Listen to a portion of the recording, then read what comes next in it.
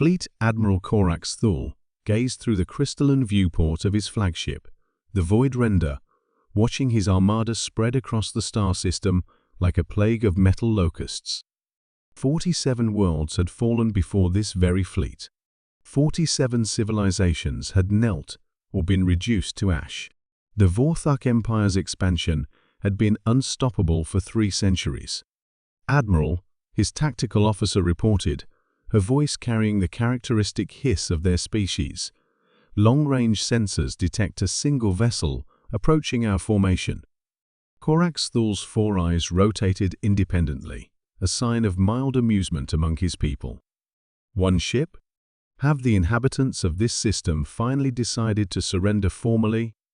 The tactical display materialized before him, showing his massive dreadnoughts, each one capable of cracking continents, arranged in perfect battle formation. At the edge of the display, a single red dot approached at sublight speeds. Vessel composition analysis complete, the sensor operator announced. Unknown alloy configuration. Energy signatures. Peculiar. The ship appears to be of human origin. Humans? Corax Thule's mandibles clicked thoughtfully. He had heard whispers of this species from scattered intelligence reports, a young race from a remote system, barely worth cataloging. What are humans doing in this sector? The communications officer's tendrils flickered nervously. Admiral, we're receiving a transmission from the human vessel. Display it. The main screen flickered to life, revealing a human figure in a dark military uniform. The creature's bilateral symmetry was unsettling to Vorthak sensibilities, but what struck Corax Thule most was the human's expression, or rather, the complete lack of fear in those small, forward-facing eyes. "This is Captain Sarah Chen of the UES Defiance," the human spoke, her voice steady despite facing a fleet that could glass her homeworld. "You are ordered to withdraw from this system immediately." Silence fell across the bridge.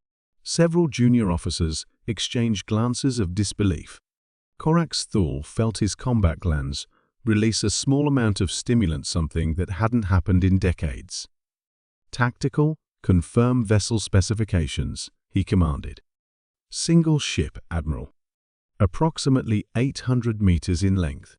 Minimal escort craft. Energy output suggests standard fusion reactors, nothing exotic." Corax Thule stepped closer to the screen, studying the human captain. "You command 1 ship against my armada of 300. Are you mentally deficient by your species standards?" Captain Chen's expression didn't change. "Admiral, you've conquered 47 worlds. Congratulations. But this is where your expansion ends. Turn around and leave, or we will stop you." "We?" Corax Thule's amusement grew. "You speak as if you command more than a single obsolete warship." "I do." Chen's reply was simple, matter of fact. "I command something you've never encountered before, human resolve." The Vorthak Admiral felt a strange sensation, something he hadn't experienced since his youth, curiosity tinged with unease. "Explain." "You've conquered 47 worlds," Chen continued, "because those worlds fought like individuals. They calculated odds, preserved resources, retreated when losses became unacceptable. Humans don't fight that way." On cue, the tactical display began populating with new contacts. "Not ships, something else entirely." "Admiral," the sensor operator's voice cracked with confusion.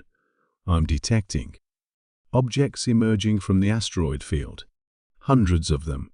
They appear to be mines? No, wait, they're moving under power." Corax Thule watched in growing alarm as the tactical display filled with thousands of small contacts, each one broadcasting human energy signatures. They moved with purpose, slowly surrounding his fleet in a sphere of barely detectable threats. "What are those?" he demanded. Captain Chen smiled for the first time, a predatory expression that made several Vorthak officers step back from their stations. "Those are human patients, Admiral. We've been watching you for months, tracking your expansion pattern. Every asteroid, every piece of space debris, every derelict hulk in this system has been quietly converted into an autonomous weapon. Impossible, Koraxthal hissed. Our sensors would have detected such massive construction. Would they? Chen tilted her head. Your sensors are designed to detect threats like yourselves, massive, obvious, overwhelming. Humans learned long ago that the greatest threats often come from what you don't see.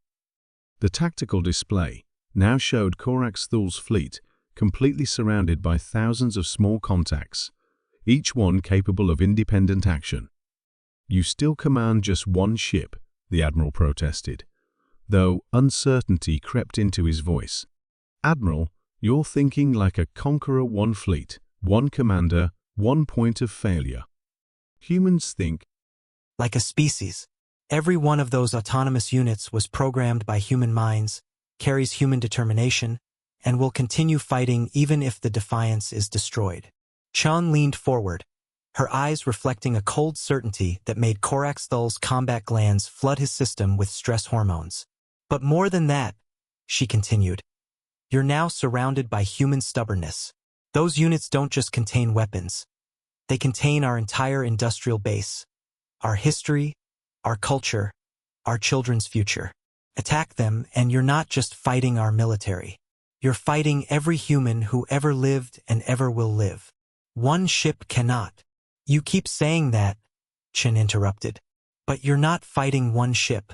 You're fighting an idea. The idea that some things are worth dying for, and some things are worth killing for, and sometimes those two things are the same. Koraxthal looked at his tactical display again. His massive dreadnoughts, each one a masterpiece of destructive engineering, were now dwarfed by the sheer number of contacts surrounding them. What do you want? He asked, the question feeling foreign in his throat after centuries of demanding surrender from others. Turn around, Captain Chen replied simply. Leave this system. Never come back. Find something else to conquer. Something that won't chase you home when you threaten their children. For the first time in his military career, Fleet Admiral Koraxthal felt outmaneuvered not by superior firepower, but by superior commitment. And if we refuse? Chen's smile returned, cold as the void between stars. Then you'll discover why humans are the only species in the galaxy that goes extinct fighting rather than surrender. And Admiral, we have a very long memory for grudges. Koraxthal stared at the human captain for a long moment, then at his tactical display showing his proud fleet surrounded by humanity's quiet, patient determination. Helm, he said finally. Set course for the outer system. All ships, prepare for hyperspace jump. As the Vortak Armada began its withdrawal, Captain Chen's image lingered on the screen. Admiral, she called out, tell your empire something for me. Tell them that humans don't conquer worlds. We defend them, and we never, ever stop. The transmission ended, leaving Koraxthal staring at empty space where the most dangerous opponent he'd ever faced had just smiled at him with the confidence of a species that had turned patience into a weapon of mass destruction. For the first time in 3 centuries, the Vortak Empire had met something they couldn't conquer. Human resolve backed by human ingenuity and an infinite capacity for making the impossible seem inevitable.